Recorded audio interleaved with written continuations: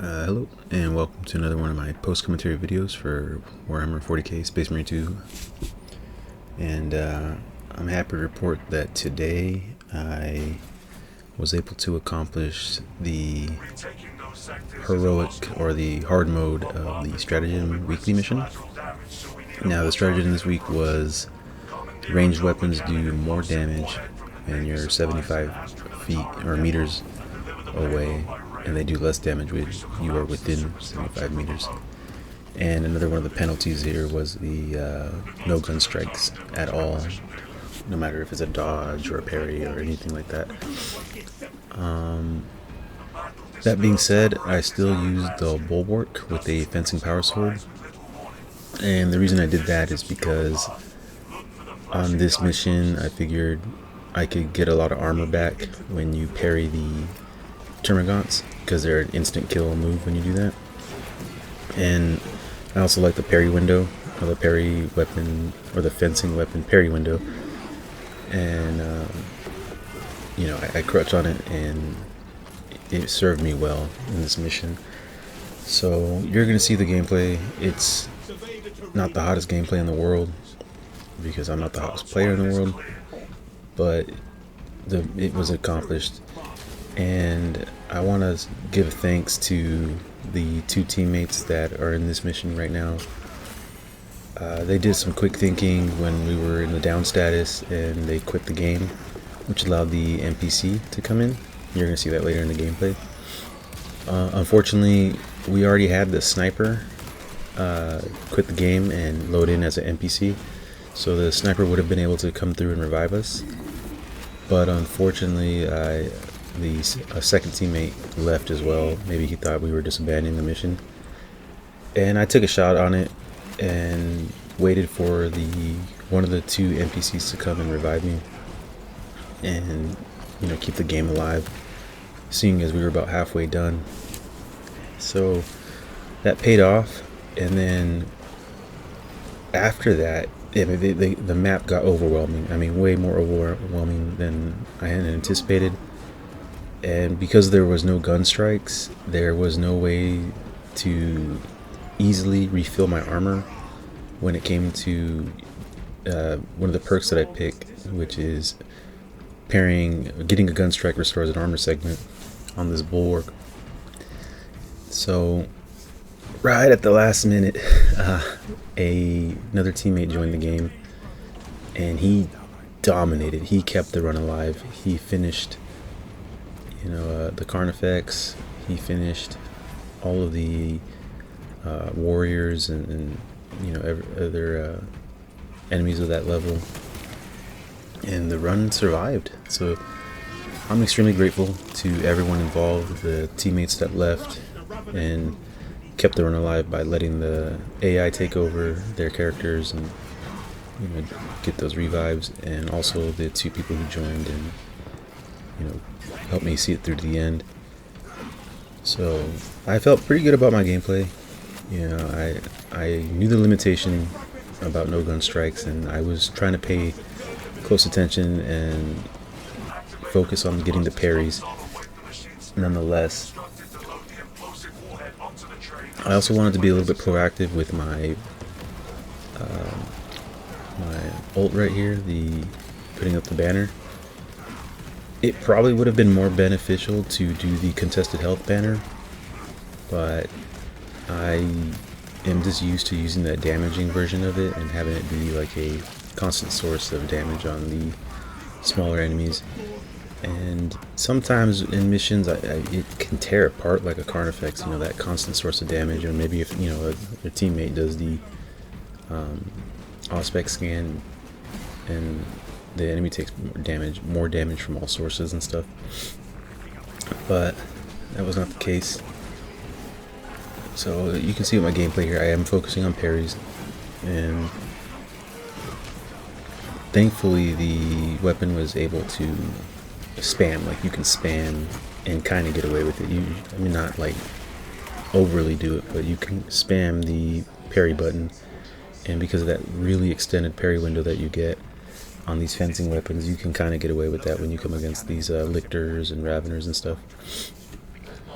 So yeah, you'll see in the gameplay those things that I mentioned, and we survived. You know, there was 2 lethal threats, I believe that's what they're called, with the Neuranthrope and the Carnifex and this and that, and also in these hard modes when you do get an extremis enemy, or I believe it's extremis, maybe I'm getting the level of enemies mixed up, but basically like Lictor, Ravener, Biovore, going through, they will spawn in 2 at a time, so we were handling business. I think everyone played well, and like I said, I'm just happy to see it to the end. And if you're out there and you aren't aware, there is a new patch coming here soon. I believe it's on the 26th, and there's going to be new heroic weapons. So if you are short on stratagem currency like I am, this is a good way to at least build up enough credit by doing the hard mode stratagem for 200 points, as well as the normal mode stratagem for weekly stratagems, by the way, for 150 points. And that should put you right in the area of buying a new weapon. So food for thought. So another reason I picked this Bulwark today is because I was pumped. I'm actually proud of myself.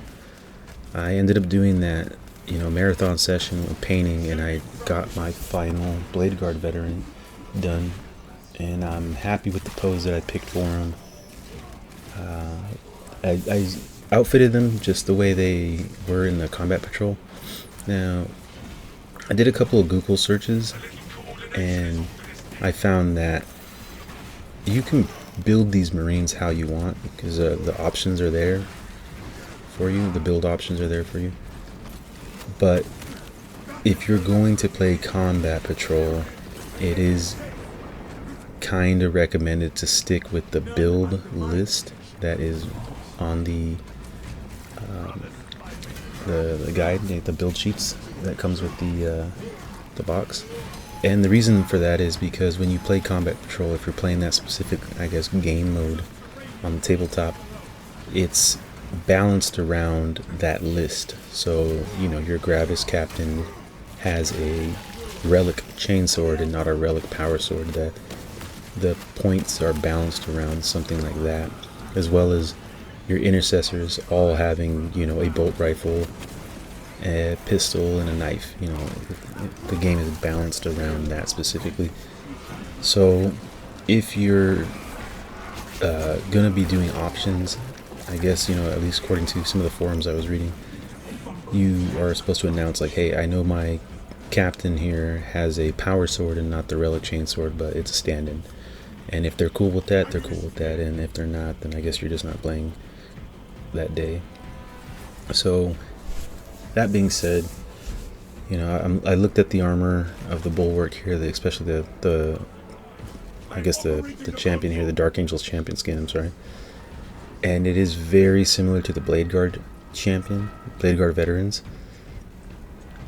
And, since they're so similar to the veterans, and it's a Dark Angel's champion, I wanted to play as them.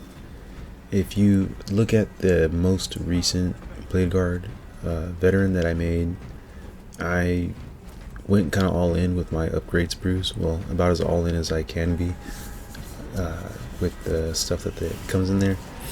So the chest shield, it's a Dark Angel specific chest shield, and I think I may have made a mistake. I think that might have been intended for a Terminator armor. I could be wrong, but it was in the Tacticus section.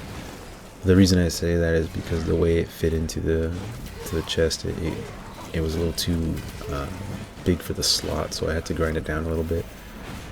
But I think it looks great, and I painted the sword green and did some edge highlighting on that, and the feathers, and it really came out nice. I don't know what bird on Caliban has green feathers, but I did. And if you look at the gameplay real quick here, I just want to say, I thought we should have just ran. I did not want to stick around for Biovore hell, and so you know, the spore mines can really overwhelm you. I thought we were done, we could leave, they'll get left behind, and we don't really need the points for killing all the enemies. That was just my 2 cents. But back to this Bladeguard veteran, you know, I wish I had a more Dark Angels-y shoulder for the right pauldron, like how this Bladeguard veteran is. So, or I should, yeah, the right pauldron, because I do have a Bladeguard, a Dark Angels themed Bladeguard veteran shoulder on the left. I talked about that in my last video, but on the right it's still just the blank shoulder. And if you look at the Bladeguard champion here, I mean the Dark Angels champion skin that you get in the game, you can see that really cool Dark Angels shoulder piece with the, you know, the Watcher in the dark and the sword and the angel wings. That'd be amazing if there was a sprue that matched that. If there is, you know, I can't wait to get my hands on it. That aside though, you know, he looks great. So here's some of the glamour shots of him. I took some, you know, all-around shots, you know, like the back, the shield, you know, kind of posing him, you know, getting a little bit more, you know, to the side where you can get the sword and the shield and everything in view. I like the way he points the sword forward. You know, it's like a commanding presence. And what really kind of was exciting for me is putting them all three together. You know, these pictures, they really lit me up inside. You know, it gave me the same feeling that I had when I completed my first 10 intercessors. And I'm not sure if I was making videos in before or after I finished them, or if I was already working on the Hellblasters. But yeah, I think I was maybe like 5 or 6 intercessors in, and you know, I was painting them up. But when I got the first 10 intercessors done, I was, you know, I felt like accomplished. I really, you know, I had completed, you know, a huge step of this project, and that was before I had the combat patrol box, and I only had the intercessor box that came with 10 intercessors. So I completed that box, you know, when you put it that way. And you know, I know there's like a running joke about, you know, everyone having these super expensive armies that are just unpainted sitting there, you know, and never to be opened. And you know, I don't want to be that guy, but you know, it may be inevitable over time. But yeah, you know, all three of them together, you know, they just look amazing, you know. So I can't wait. You know, I'm already working on the captain with Gravis armor, and you know, I'll keep pictures coming. I'll keep updates going along the way. So you know, hang tight. Now, if you're looking at the gameplay here, this is what I was talking about earlier, where the teammates quit and at just the nick of time, so that way the NPCs could take over, and you know, they were able to revive me and keep the run going. Now, I don't want to say I was playing too panicked. I was trying to stay a little bit smooth, but I was not happy about having no grenades and no plasma shots. Now, I thought those grenades would do more damage for me. I was kind of blindly throwing them over to the left, but it's because for a split second I thought I saw more enemies around the corner, and I was mistaken.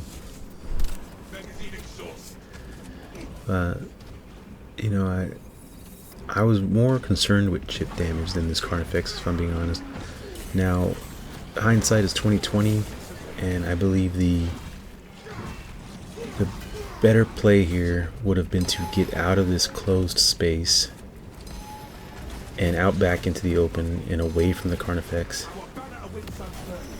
But when I saw that I had no armor and I was so close to being one shot, I used my ult here, put the banner down, and you know, maintain the armor, because I was on that mortal wound. I did not want to go down. And so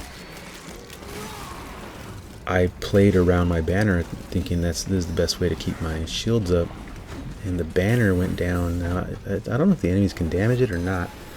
This was a dumb move, but I thought, you know, hey, I gotta keep teammates alive so the teammates can revive me, but that's because it kind of slipped my mind that I was on a mortal wound anyways. So that's where I attempted to start running. Like, finally it clicked on me that I should be getting out of that hallway. And I thought right after my engagement with the Ravener would be a good time to leave, since the Carnifex seemed to be occupied with the Tactical Marine. And then the Carnifex did a rushing attack that took me out from that. So I wasn't prepared for it.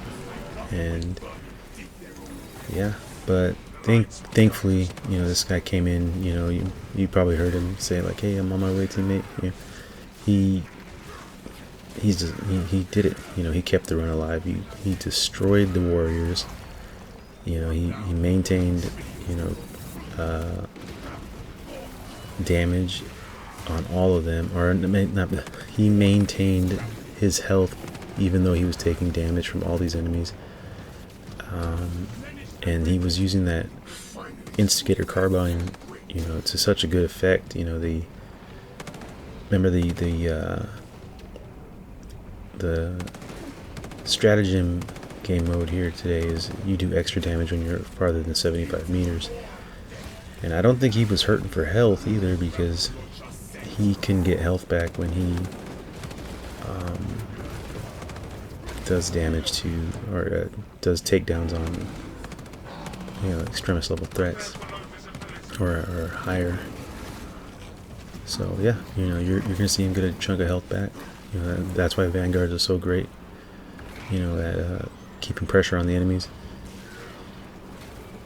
And my respawn timer is gonna drastically go, you know, reduce because of the level of enemies that he killed. And that's it. You know, the run's back alive. You know, so thankfully, thanks to this guy. You know, it's big thanks to this guy. So we're gonna get another teammate here, and you know, the run's gonna stay alive. You know, it's gonna there's not any hiccups that I remember. You know, nothing that was like, oh, this is the end of the run. You're gonna see there was a little bit of craziness in the train yard, and that's just because it was spore mine hell. Now I remember there was like a patch that adjusted the amount of spore mines that can be out at a certain time, and maybe they rolled it back because we're getting so powerful, or maybe they messed it up again, or I don't know, but that needs to be revisited in my opinion, because yeah, it got pretty crazy. Oh man, look at that dodge. That was completely on accident, or complete luck. I just wanted to dodge forward, and it turned out I dodged the Lictor sneak attack. I was kind of actually on my way to go pick up that med kit, and you know, look at the devil. I like that I got the 3-piece parry on that guy, and I wish I could maintain that energy through the rest, like earlier in the game when I was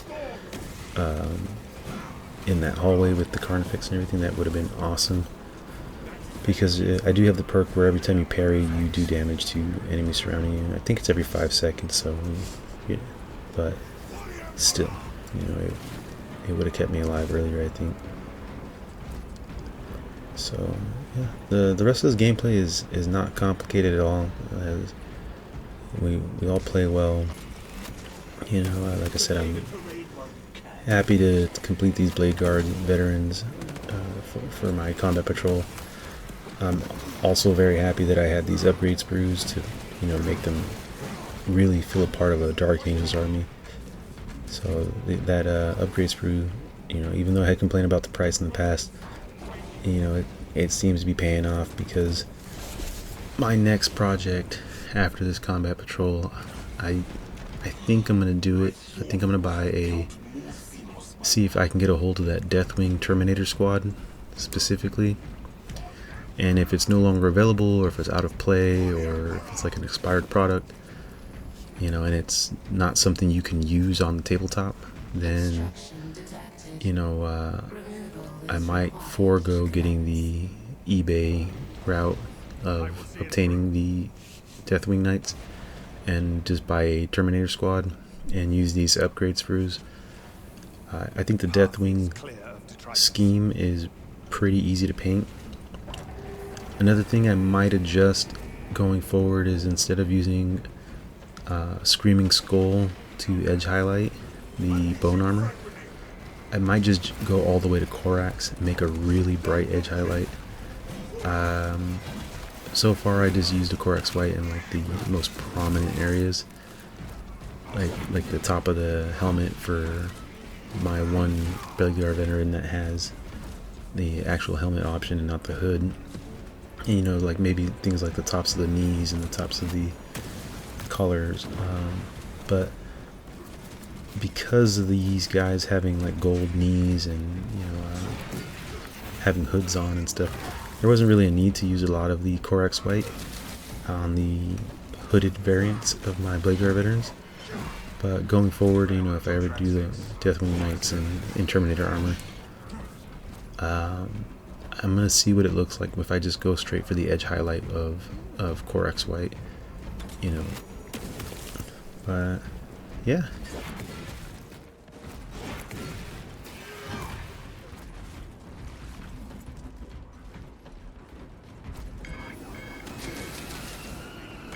You know, this is the portion of the game where it gets a little wild. You're going to see this, what I mean by, you know, the spore mines need to be looked at again, in my opinion. These guys were playing excellent, and I kind of believe that the only reason they even went down in this gameplay, which we're going to see here soon, is it was just overwhelming a number of spore mines. So yeah, like I said, spore mines are insane. You're going to see my teammates go down because, you know, despite their really good gameplay, you know, sometimes it's just unavoidable to take that splash damage. You know, not everyone can be like this guy, this streamer, First Tour Guardsman. I watched a lot of his videos, and I you know, I catch him every now and again. But yeah, you know, that guy, he pretty much solos this content. But yeah, I believe they only went down because of the sheer amount of spore mines. Now, this was probably a bad move here. You know, I just lucked out. You can see that trail of spore mines that came around the corner. And if they would have blown up on me while I was getting the revive, that would have been the end of the run. But yeah, you know, we're gonna stay alive here. You're gonna see that this extra damage at 75 meters, especially with, you know, one guy using a sniper and the other using those Instator carbines, which I believe have like higher headshot damage, really paid off on enemies like that. So they just get disappeared, and you know, at this point I feel like I'm kind of just getting carried through the rest of the run. So I'm just going to try and make myself useful by, you know, being in the fight. You know, so yeah, as you can see, we're talking to each other. I think that's always a good sign when randoms come together and, you know, socialize and have like a positive attitude coming together. Like that energy can, you know, make or break runs, in my opinion. So yeah, I'm grateful. I'm grateful that these guys joined. You know, I'm grateful that the two teammates before me, you know, they sacrificed their attempt and, you know, let those NPCs come in and pick me up and keep this run alive. You know, I'm trying to get those points going forward because the update's coming soon. So I would like to, you know, upgrade one of those new, or unlock one of those new heroic weapons as soon as they come out. So I hope you like the gameplay. The mission's gonna finish out here soon. And I hope you stick around to the end. You know, I like seeing that little ticker go up on the YouTube analytics. So, you know, that's a neat thing to see that some of my videos are going from like 5 views to like 10 views. And, you know, I didn't think that kind of stuff would affect me, but, you know, I do get a kick out of that. So I can't wait to bring you more content. You know, I'll keep you guys updated with the Captain and Gravis armor. There will be another video soon, you know, in the next day or two, and it will have, you know, pictures as I go. As I said before, I'm going to spend a lot of time on them, make them look as shiny and gold as I can, and, you know, well, you know, probably not a lot of gold on them, to be honest, at least not with the box art style. But I'm going to do this, you know, some really good, accurate edge highlights, and that's what I'm trying to say here. So I'll take my time in. I won't rush, and, you know, so maybe it might be like a 2 or 3 day process. So yeah, I hope to see you in the next one. Thank you for watching if you made it this far, and, you know, you guys have a good day. I have multiple swarms moving to your location. You have their attention. Deal with them swiftly. We will not get another shot at this.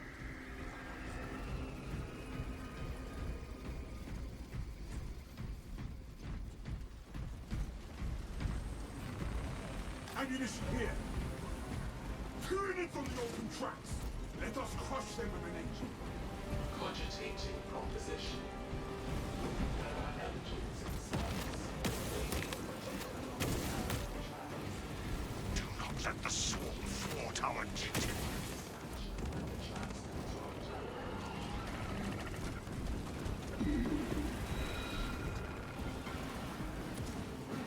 Xenos upon the lines. Summon the train.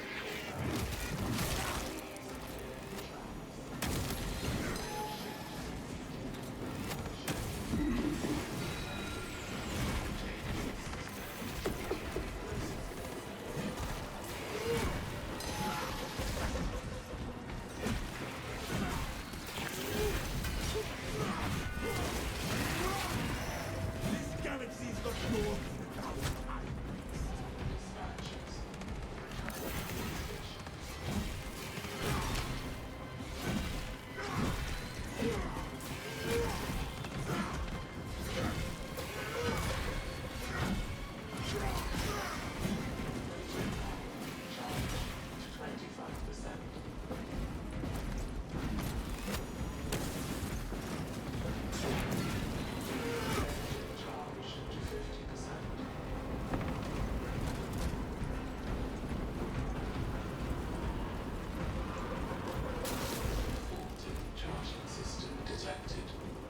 Engines here requesting to perform rites of restoration.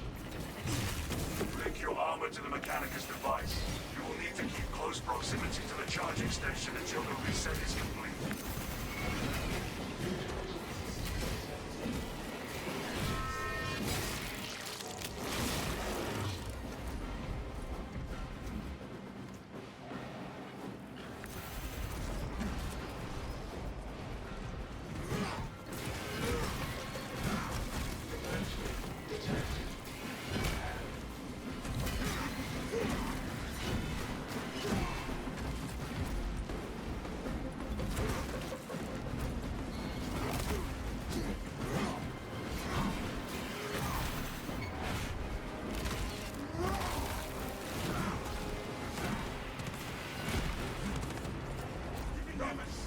Watch your footing!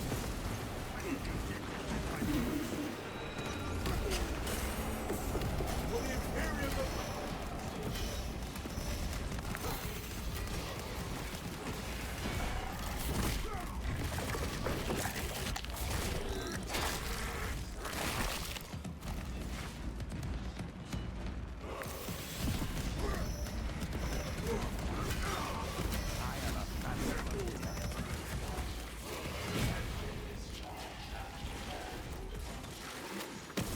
Deploy immediately. On it.